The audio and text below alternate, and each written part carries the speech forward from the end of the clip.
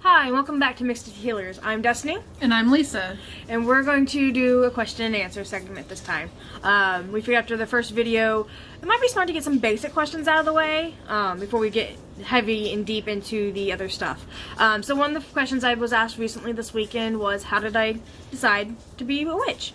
Well, I followed the path, I got onto the path technically, just by being interested in crystals, herbs, and other things. It did take me a little while to get the information since I had to wait until I was at home, which I understand a lot of people have to do. But I've always been attracted to it, like the shows and stuff like that. Now I know magic isn't like Charmed where you cast a spell and poof, there it is, and stuff, which I wish it was, because that'd be fun. Right. Anyway, and stuff. I just always loved the spiritual side of things. I never really felt comfortable in a church or anything like that. And if you are, that's okay. That's totally fine. I just never have. And I found a book a while back. I believe actually it was Cunningham's book. His Solitary Practitioner, which ironically, I have in the shop right now. That was one of the first ones that I ever read, and I loved it. It also helped that I had friends that I can talk to about it a little bit. Not all of them, of course, because some of them would think I was crazy.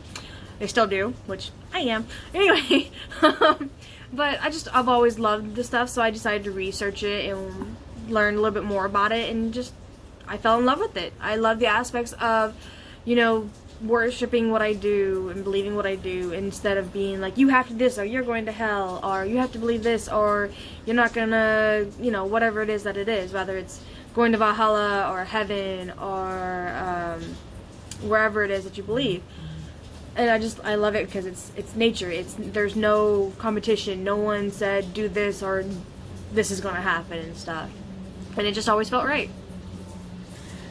For me, it was always a fascination growing up that there was this whole other side to things that seemed like so foreign and forbidden. Forbidden. And even just learning about what ancient cultures believed, like the ancient Egyptians and how they practiced. Right? Gotta love Basque, man. And I kind of grew even further from there. And then, of course, like most tweens, you find vampires and werewolves, and that kind of feeds your imagination. And fairies and dragons, don't forget about them. Don't make them mad. Oh, yeah. And then, like, you start delving into this deep ocean of knowledge about this whole other side of things, and it's a really amazing feeling to be able to be part of that, and to find like-minded people who don't want to settle for the most mundane thing that they can, because it feels safe to conform. Yeah. It's just very fun and interesting, and if you have even the slightest inkling of curiosity about it, I do recommend picking up a book, even if it's just borrowing it from the library and reading it, or if you know somebody who happens to have one, pick it up, read it. Just be cautious, because there's some people out there that are just crazy, and they write crazy things. But also, find a book that you feel comfortable with. Just because I love Scott Cunningham's books doesn't mean that it's the right one for you. And there's a lot of people out there who love Ravenwolf's books, but there's a lot that don't.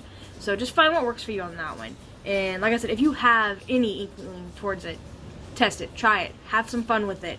Even if it's just picking up a crystal book, it's really fun. Different people get callings different ways. I have a friend, she got into it because when she was little, she saw a ghost. And there for a while, she constantly saw them. And she was just curious about why and stuff. So she started doing research and stuff and found out that she was a medium. And she loved being that. So she learned more about magic and stuff and how to get rid of them and everything. So everyone has a different way of finding their way to it. I had random people just walk in here going, ooh, what's in here? And now they're interested and want to learn. So it's one of the reasons why I decided to do the videos, because they can't always make it up here to do classes and stuff. So we're going to answer some other questions now before we ramble on completely about that. Because we will, if we're not careful. Like, I've been asked We wanted to do that one, right? Yes. Okay. What is energy? Energy, everyone gives off. Every living thing that has a pulse or breathes or lives has it. And it's a little hard to explain, actually. It's just kind of your life force and stuff like that. Do you have a way to explain this better than I do? A little more concise. Thank you. I'm a little ditzy, sorry. She's a natural blonde, but Yeah. she was born that way, not choice. But I'm smarter than your average blonde. I'm a little excited. I'm sorry. When I get excited, my ADHD comes out too. Where's my eye? Energy is, like she said, Not the scientific equation for it either. yeah, it's not E equals MC squared. Well, it is, but That's a different type of energy. right? Well, actually, no. They're very similar, to be honest. It's pretty much the same thing. It's just the way you manipulate it is different. Yes. But a lot of people don't seem, they don't pick up on certain things from, Other things? yeah. A lot of people only can feel energy from other people. Like when you get that feeling like, I don't know why, but that person kind of creeps me out. That's their energy. Or if you got around somebody and all of a sudden you either felt really excited or just really like, I felt crappy around this person.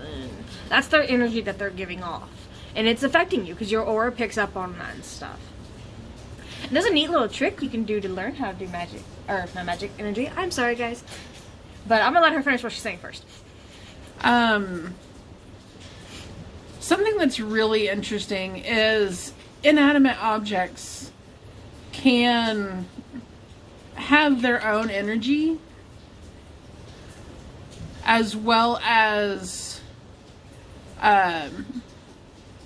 transfer energy or even just, take it into itself.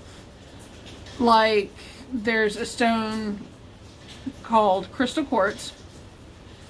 It's a well-rounded and potent tool for focusing your intent. So especially if you're doing spell work and you want your focus to be more Focused? yes. Your focus needs more focus? Yes. More intently set on this one goal, then crystal quartz is going to be one of your best friends. You can also use them to store energy for later use. Like if you know you're getting ready to do a big, let's say, prosperity ritual, and you know you got a lot of things you got to do to get to it, and you're not always going to have the energy to be able to do it, you can store the energy inside one and then pull it out later. Now, something that one of our great friends, Misty, she actually said this last weekend, and it stuck with me, that crystal quartz is a very obedient stone. Yeah. That's why it's a good beginner stone, too. Yes. There's not anything that... There's no real harm in practicing with it and testing, your limits and your abilities with it.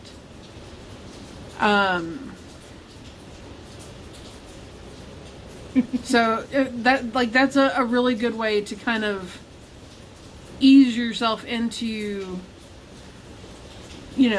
learning about your own energy. An easy way to find out if you can feel it or not is, have you ever been just like talking with your hands, like I do a lot, and it either feels like you're pulling like putty or gack, or you're trying to, in your hands, or you're waving and you're doing this and you're putting them back together, and either it feels like there's magnets pushing them apart, or a tingle sensation. That's energy flowing through you. A lot of people will feel that when talking and stuff, when they talk with their hands. And stuff. And energy can affect your magic, but not quite. We're going into another question, guys. Sorry. Another one that we've been asked is, can it affect that?